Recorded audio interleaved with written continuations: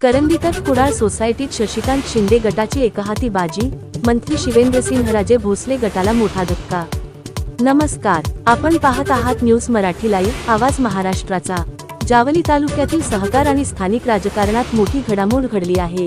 करंदीतर्फ कुडाळ विविध कार्यकारी सहकारी सोसायटीच्या ठराव बैठकीत माजी आमदार शशिकांत शिंदे यांच्या गटाने एकतर्फी विजय मिळवत सार्वजनिक बांधकाम मंत्री छत्रपती शिवेंद्रसिंहराजे भोसले यांच्या गटाला मोठा धक्का दिला आहे।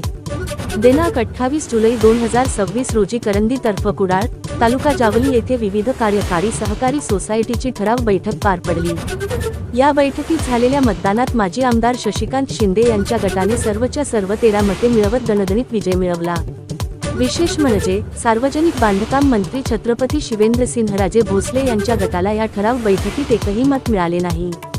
त्यामुळे जावली तालुक्यातील सहकार क्षेत्रात आणि स्थानिक राजकीय वर्तुळात या निकालाची जोरदार चर्चा सुरू झाली आहे।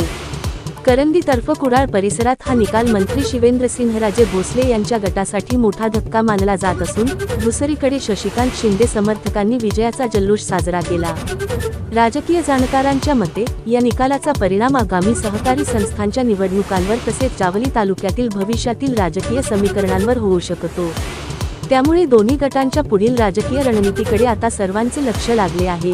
निकाल एका नजरेत। ठराव बैठक 28 जुलै 2026।